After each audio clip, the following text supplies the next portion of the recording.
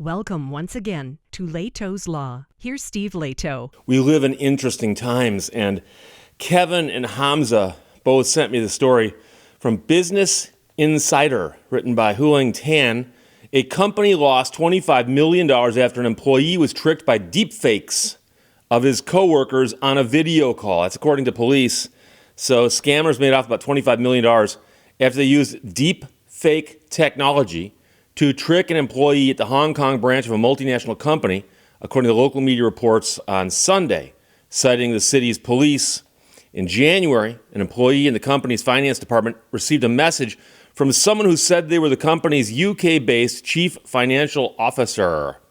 The employee then had a video call with the company's CFO and other company employees, but actually he was involved in something called a deepfake. So the people that he's talking to on his video conferences were not the real people. It was all being done with extremely advanced technology, and it was designed to make him think he was speaking to those people. Based on instructions that he got during that call, he then transferred 200 million Hong Kong dollars, or about 25.6 million US dollars, to various Hong Kong bank accounts across 15 transfers. It was a week into the scam when the employee contacted the company's headquarters, and they said, we're not sure what you're talking about there, my friend. We did not order that. The Hong Kong police did not name the company or the employees involved. They said scammers created deepfakes of meeting participants based on publicly available video and audio footage. That's according to police. So the scammers went out and found video of the people they wanted to imitate. They then used that to create the deepfakes. The employee who was scammed did not interact with the deepfakes during the video conference, according to the media outlet. So it's unclear what exactly happened here, but investigations are ongoing, although no arrests have been made, according to the media outlet. Deepfake videos are causing global concerns, especially, I'm sure you've heard about this one. There was a Taylor Swift controversy because she's one of the latest to be caught up in a wave of explicit deepfake videos that went viral on X, formerly Twitter, and Telegram last month. And so that is that somebody created a video that was designed to look like Taylor Swift doing something that she wouldn't be doing on camera normally. And it wasn't her. It was created using one of these deep fake programs. And somebody shot that, created that, and put it out there. And the problem, of course, is as the technology gets better, these things are looking better and better. And I mean, I remember at the dawn of the internet, when the biggest thing you had to worry about was, hey, did you see that picture of that politician who's doing the Pledge of Allegiance with his hand on the wrong side of his heart? He's got his hand over here instead of over here. What an idiot. And then somebody go, yeah, they used Photoshop and they flipped the picture because here's the real picture where he's doing it this way. And what you're looking at is a reversed image of him doing it this way. Or there's that one with the president. He's holding the phone upside down and the cord's up here. Oh, what an idiot. Yeah, Photoshop also, because you can find the original photograph.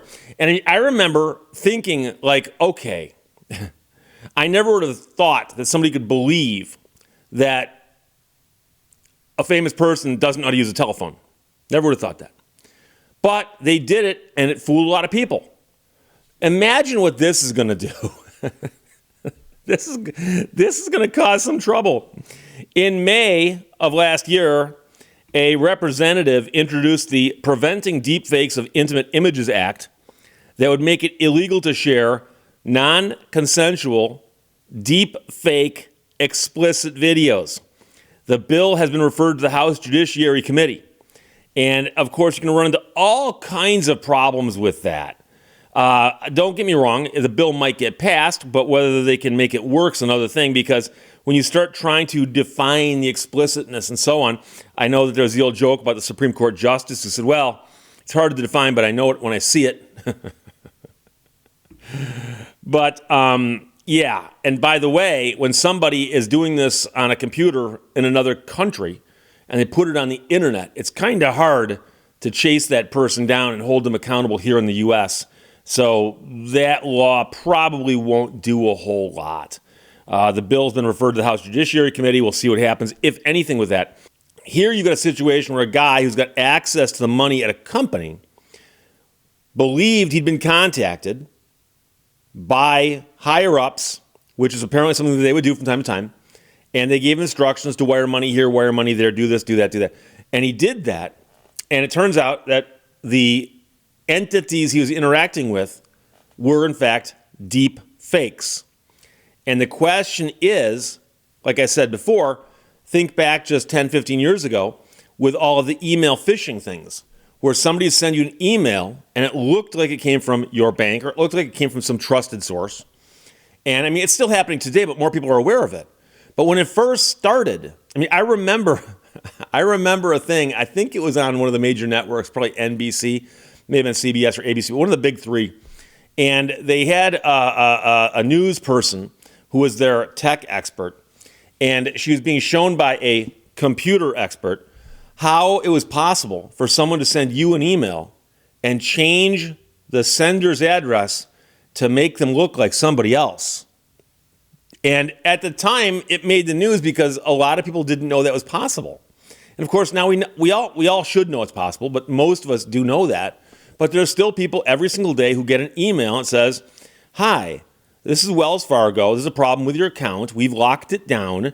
And if you will simply click on this page here to straighten up a few issues, we'll unlock your account." And they send 1 million of those out, and 999,950 people go, "I don't have a Wells Fargo account. This can't be named for me. This can't be mine. No, I don't have a Wells Fargo account." But the next day you get one from the bank that is your bank. And I've gotten them from, quote unquote, my bank. And I remember one of them was timed really, really well to where I had just done a transaction. And literally within an hour of arriving home after doing the transaction there, I got one of these phishing things from my bank. What it was describing could have been related to what I had just done at the bank.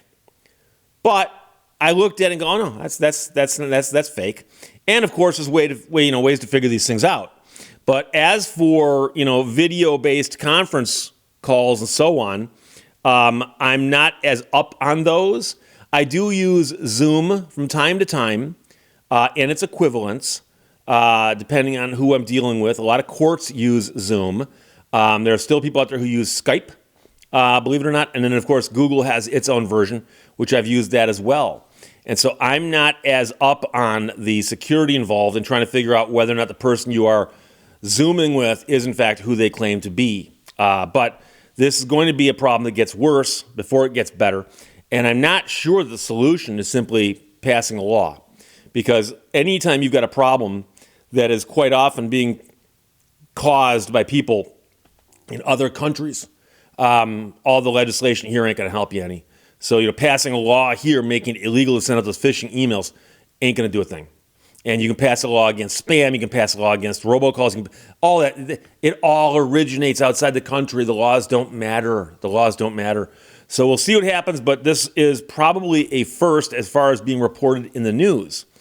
That a company lost $25 million after an employee was tricked by deepfakes of his coworkers on video calls. That's from Business Insider.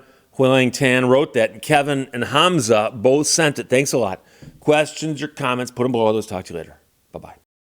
Thank you for watching Lehto's Law. You can't move mountains by whispering at them.